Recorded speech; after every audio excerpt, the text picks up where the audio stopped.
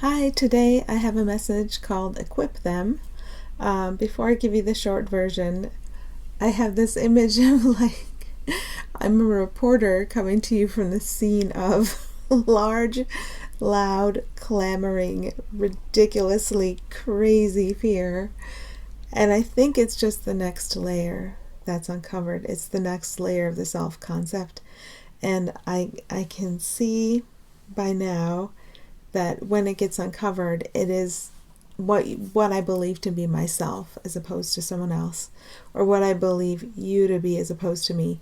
That layer of concept, defensive concept, let's say, is so batshit crazy, so nervous, so anxious, so I can't, how does anybody live like this? I have been living like this. I continue to live like this.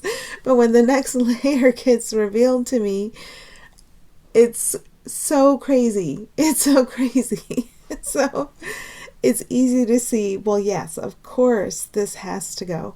And I know linearity can be a trick the ego uses. Yeah, we're going to heal you, and healing will take time, and then ego will stretch time into forever. And I know healing can come instantaneously to any one of us, and therefore to all of us, full 100% healing of the mind. That being said, A Course in Miracles also says time keeps gentle pace with you in your learning.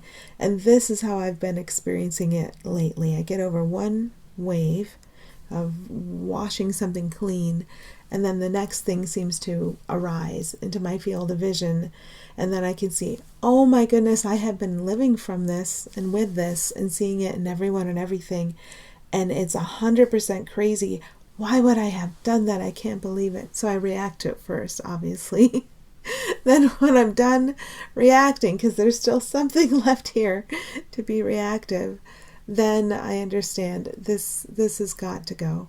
And then we go through the process of finding a way to be that does not involve that. And Spirit's always here for me as I let go and accept, and then discover what it actually is here for all of us. Okay, so there's that. Okay, so again, it's called Equip Them, and here is the short version. Equip them with what they have. What they have is untouched by the past. You have nothing to lose. Layers. I have nothing to lose. They're nothing. You don't need to wait and see how people will react. Tune in to who they are. So every layer that comes, or every gift that comes, is always a giant calming down. And it's like I didn't know I needed a giant calming down until I get shown the contents of this next layer, and then it's so clear. You definitely need a giant calming down. Okay, so back to equip them with what they have. Well, what they have, and that would be all of them, including you and me, is what they are. And what they are is very simple. And what they are is what they have. Having and being are the same thing. So when I think of anybody and I go back to the simplicity of what they are and what they have, then it's given a chance to make itself clear to me through the symbols that I experience.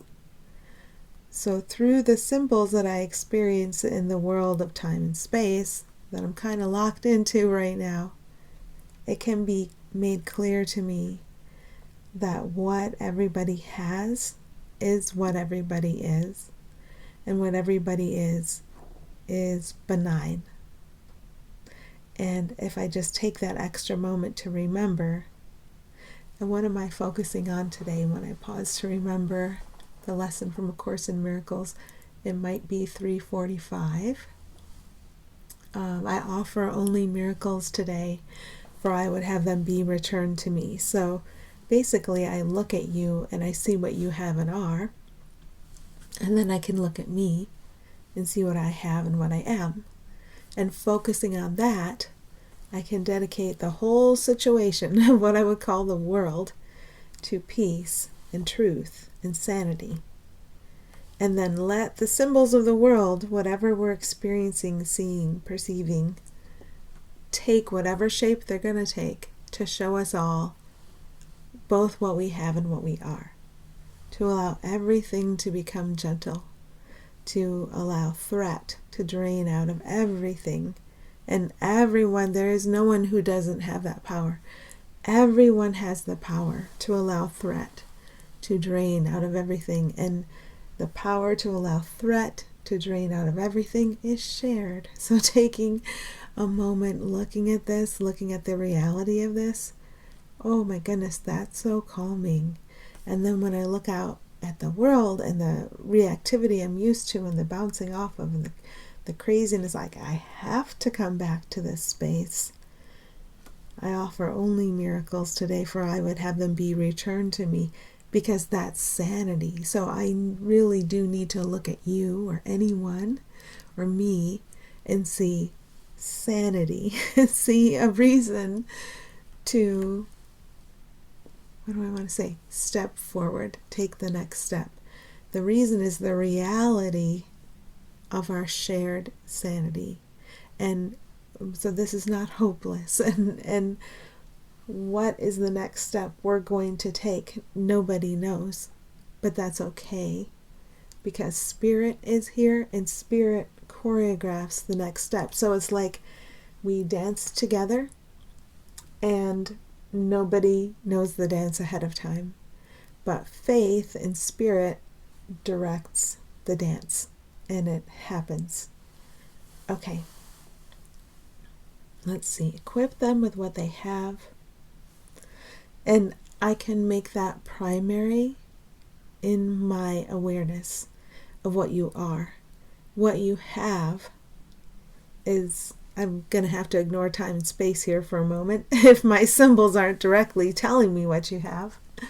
Time and space is going to be reconfigured to tell us very directly, all the symbols of time and space, to tell us very directly with no exceptions who and what everyone is, what everyone has.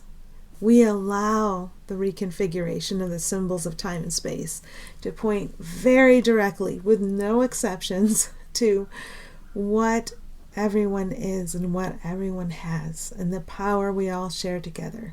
We allow the reconfiguration of time and space. And when I talk of miracles, offering only miracles and having them be returned to me, that's what I'm talking about. I'm talking about the reconfiguration of what we're perceiving and how we allow that, and how our focus can be on allowing that. Okay, so next, what they have is untouched by the past. Ego uses a perception of the past and will bring up the past a lot, and will have me look at you or anyone colored or tinted by my perception of what that person's past is, but they're a being, not a person, and what that person's like and what that person is going to do based on my perception of the past. So when Spirit takes my focus away from the person and puts my focus on the being, this whole vista opens up in front of me, where the person, the symbol of time and space, could show up as anything at all. And to the ego, that's a very fearful thing. But to the Spirit, there's this trust in the Spirit. Because what are you looking on the other side? If you're looking over at someone else, you're looking at yourself. And do you want to see a beautiful reflection of what you are? Do you want to allow all the symbols of time and space to be reconfigured? Is this something I'm going to have to say a lot over and over again? I think it is. To show you how safe everyone is. Because it's an allowing. We can do that. So instead of attempting to interpret time and space, or to try to come up with a prediction based on my current perception of time and space, I can relax into Spirit, and I can look across from me, and whatever and whomever I'm looking at is Spirit too, and we're very, very safe in that. And then we can share what we share. We share pure being. And all of that is safe. So we strip it down to what it actually is. We focus on that and we tell Spirit, use the symbols of time and space to tell us the truth about ourselves. Use the symbols of time and space to tell us about peace. Use the symbols of time and space to tell us about the sanity that is real behind the facade of everyone and everything. Use all of these symbols to direct us and show us and reassure us and uplift us. So we put every single symbol of time and space in Spirit's hands. That's putting it in your hands because you are Spirit. That's putting it in my hands because I am Spirit. So that's what the point we can keep coming back to and returning to. So we kind of dance off in our own craziness and judgment of everyone and everything. And then we return. We return to the space where we say, I put all of the symbols of time and space under your control and command. Spirit, God, whatever symbolizes to you the unity of what we actually are, the peace of what we actually are and always will be. It's inescapable. We can escape from time and space because we made it up, and it's an illusion, and we inevitably do escape from the prison of time and space we made for ourselves, but we can't escape from peace. So, because that's what you are, that's what I am. So there can be an acceptance there. Well, peace is something I can't escape from, and I wouldn't want to. But time and space is something I do inevitably escape from, the limit of time and space, because it's not real. So eventually I return fully and simply to what is real. And there I am. And there's simplicity there. And here you are, you're with me. You're always with me. Everyone and everything, the essence of what that is always with me. We can't lose anything. And that's actually the next message. But let me see if there's anything else I should say. What they have is untouched by the past. So, yes, okay. I see them. There's a nebulous them over there, and they're carrying stuff. And the stuff they're carrying is everything they would ever need. They already have it. And that doesn't mean that I don't give something to somebody in time and space. When I'm supposed to give something to somebody, it can be made clear to me. And if I focus more on that, as if I'm supposed to enact a giving or a taking even, a receiving in time and space, that will be made clear to me, rather than trying to be a good person, trying to give and using all my energy on nervously giving. If I just stay in the space where I know it will be made obvious to me, and we're all good, and we can all be directed. Everyone can be directed from what is real within us, that we don't have to nervously, shakily, guiltily go out there and try to do something good. We can rest and understand it's okay. It will be made clear to you if there's an acting out of giving and time and space that you need to do. Okay, let's see. You have nothing to lose is the next one. So there's like something you can't shake off no matter how hard you tried. So you might as well just not try. And so what you need, all the resources you ever need, anything anyone would ever need, it's kind of stuck to them in that way. They can't shake it off. They already do have it. And the more we're willing to rest in quiet and see that, everybody, I'm sorry, I keep seeing this little dance where somebody's trying to shake something off that's glued to them, and they can't. I know they can't. I know it's impossible. So just to be able to have those moments of rest where we look seemingly across to someone who seems to be else. They're not else, they're you, but that's okay. They look like someone else in time and space. And we think they're lacking, then we think we're lacking. And the ego's going to come in here and say, oh, no, but you have to remedy their lack, you have to give. But there's a space from which giving flows. So the physical enactment of giving in time and space flows from something that's deeply calm and deeply loving.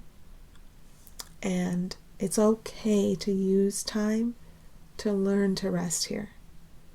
So the ego can bully us into activity just in an effort to be what the ego calls good, and in an effort to not be what the ego calls bad. So we made our own bully, we made the voice of our own bully, and we're addicted to listening to the voice of our own bully. Isn't that fun? And also, we don't have to do that anymore. So using time to focus on this place from which any needed time and space enactment of giving can flow, that's a good use of time. So there's a deeper trust here that, well, if I need to do something, I will do it and I will be shown, and it is okay. So you have nothing to lose. You have nothing to lose in that other. What does that mean? I just heard that, but I don't know what it means. You can't lose what they are. We have fears about others, and we have, it's the same thing. We have resistances and we have defenses to those we call other. I sure do. I've been feeling them. And we also experience, because we're still listening to ego thoughts, fears about ones we call other. And when we're in a giving situation where the ego is telling us to give, we're often experiencing that fear about the one we call other. Let's say somebody in another country or one of your close family members. It's the same thing. So we have like a defensiveness or resistance to the ones we call other, and we have fear about those we seem to be concerned about. And what's the point? What am I supposed to say about that? It's related to you have nothing to lose. Okay, so that part really isn't there. That's the illusion. So the worry about somebody is the illusion, and it seems so real. The concern about somebody, we're used to equating that with love, but that's actually a lack of faith in the resources available to all of us. So I guess what's being pointed to is, if you just take that extra moment before trying to fix something on the level of form, and you rest and you find where you are and where they are in your heart, and you see you're in the same place, and you're willing to allow time and space to be reconfigured. I swear I'm rolling my eyes at spirit. The same phrase keeps coming through. Okay, I'm stuck in reactivity, sorry. Okay, to allow time and space to be reconfigured to point directly back to what we all are together. That's the point. And if we can spend that moment here, I'm willing to allow time and space to be, the symbols of time and space to be reconfigured to point very directly and simply back everywhere and through everyone and everything, back to who and what we all are together, what we all have together. Taking that extra moment, I'm becoming so much like a child. I apologize. I'm very distracted because my stomach is rumbling and I hear it, and I don't know if you did too. I heard it on one of my recordings. Apparently, maybe I should have eaten. Time and space consideration.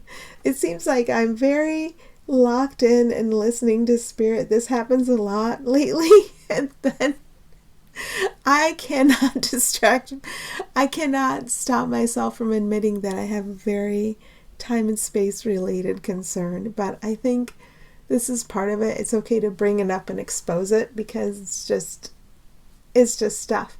And exposing it is seemingly, for me right now, exposing it is better than just trying to like pave over it and pretend. It'd be much better if I expose all this stuff. Okay, so that being said, stomach growling being acknowledged. And concern, see, I have concern over that, being acknowledged. When we take time to pause in the willingness to allow all of the symbols of time and space to be reconfigured to show all of us very directly who and what we are, what we all have together, that is time well spent. So I think the request of us is just take that time first. This is for many of us, it's a holiday season, and it's a season of giving, and it's also a season of guilt and worry and fear and inner bullying. So before we inner bully ourselves, we could stop and have these moments that they're talking about, and really allow those to step into the foreground and expand, because we don't know how powerful we are. And we still don't, I still don't know how powerful we are. I can be told and I can parrot it, I can tell you, and I can have wonder as it's coming through me, and joy and relief, but I don't know. I still have this self-concept that's concerned about stomach growling. And I think that's part of this delivery. That's what I'm supposed to do, is be as brutally honest as I can be about where this character, who is a being but believes she's a character and believes you're a character too, about where she seems to be. Because the division sometimes between the perceived division between one who is speaking, spirit can speak through anybody, right? But this is what I'm attempting to allow right now. And sometimes there's a perceived division, like spirit speaks through one and not another. And when this comes through, I feel like absolutely not. Not this time. I know I sound so unhinged today, but this new wave has come in, and like disturbance has been churned up, and it's also being washed out. I'm just going to have to lay it bare instead of trying to cover it up. So, let's use the symbology of past lives. You do not have to remember past lives on this journey at all. You don't have to. It's just a tool that can get used. And if it's better, in my case for me, to remember a little bit of a life that does not look like this life as an example somehow, then very briefly, but without obsessing about it or claiming it as my own, very briefly I'll get this little vivid snatch of this memory, and it'll be shown to me, and something will click, and I'll let something go. And so the symbology or the idea of past lives, which don't exist, they're also symbols, they're also illusions, so I can't get attached to them. And, no one else should. I don't want to give anybody a should. I don't like doing that. Okay. Anyhow, with that, all that, the idea of a past life where, multiple past lives. Some of them are you're listening to a speaker and the spirit is speaking through that one. And shit went wrong, man.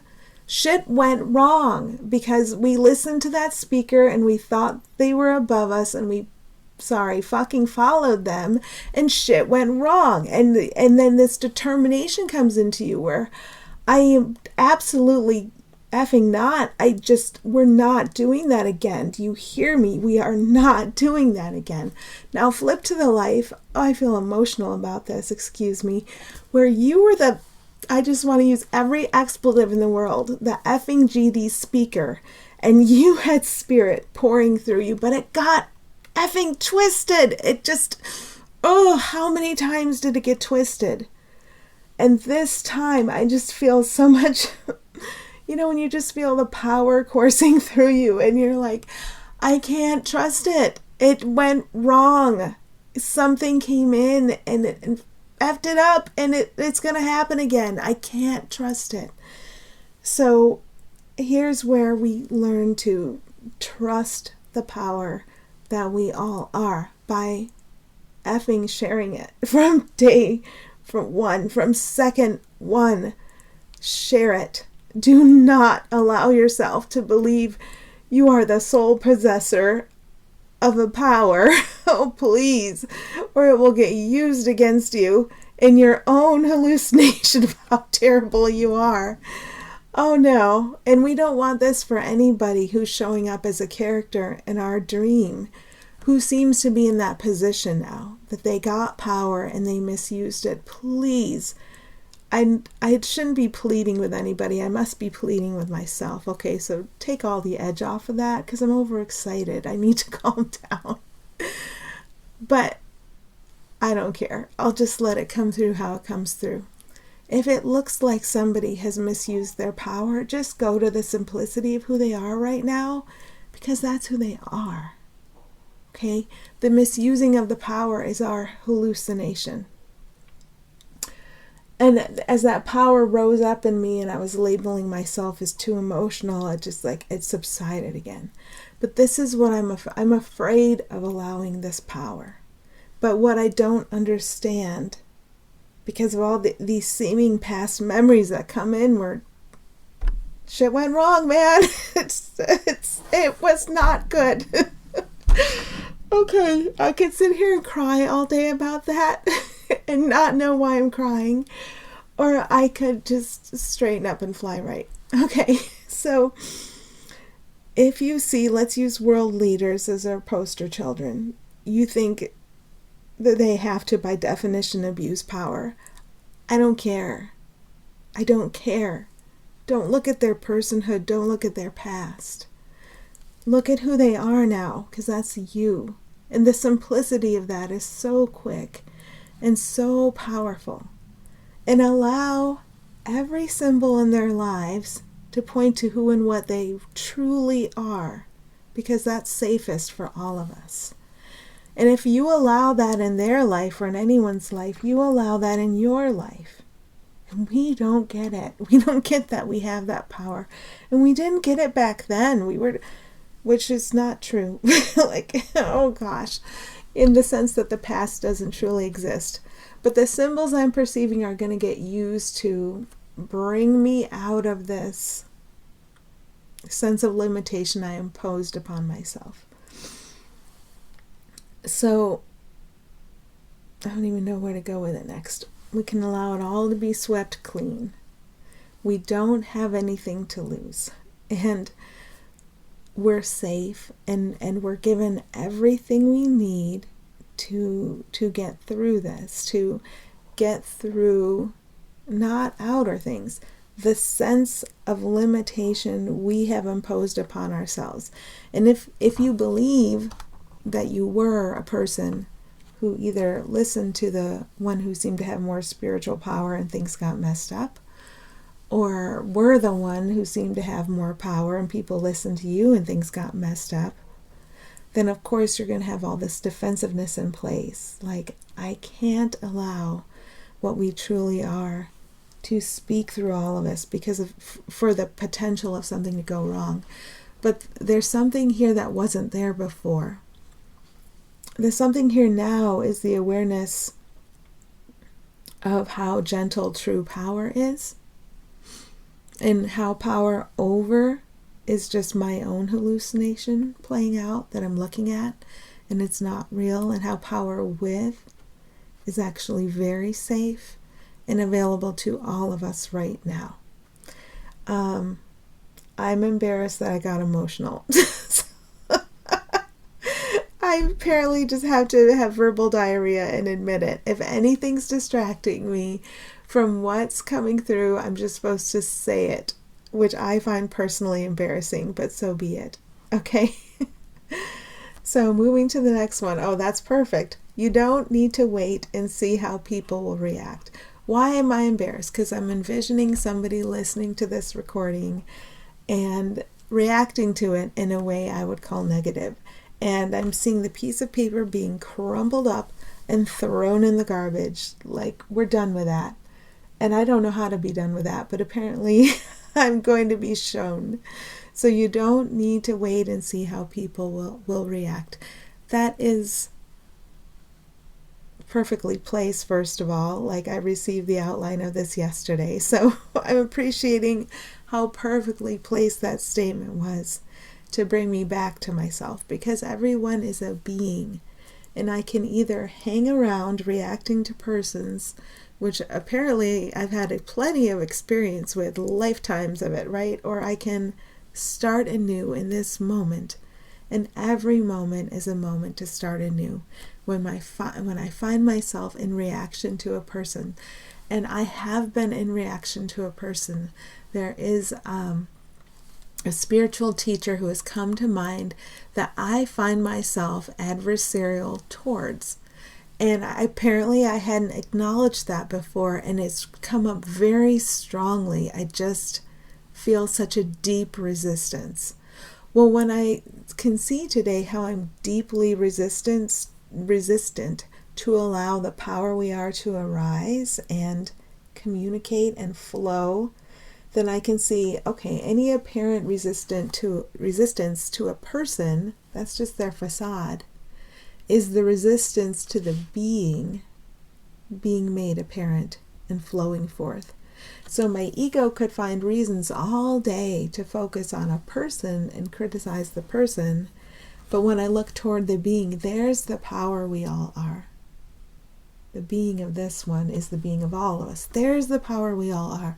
And there seems to be less fear about allowing this power to rise up and flow forth. I'm seeing it like water flowing, and we get real scared and we stop and we block it. I see lots of us just like the power will rise up and begin to flow, and we're like, no, wait, stop. So it's like we begged for help, and then help comes, and then we stop it, and we stop it about 48,356 times. And then we finally learn to stop stopping the help that's here for all of us. Okay. What else is here? Tune into who they are. So we don't have actual adversaries. And I can say this until I'm blue in the face, but it is meaningless if I don't apply it to my daily experience. Today, somebody called, and she left a message for my son, and I felt in her such, I was surprised because, okay, there's another person, right? And I felt in her such, I'm trying to find the word, like I feel like if she had the opportunity, she'd just give it to me with both barrels, like son of a bang, son of a boom. And we had almost no interaction, right? It's just a very brief social interaction, meaningless. But what I saw in her was this huge defensiveness, just ready to attack at the least provocation. And what did I face here today?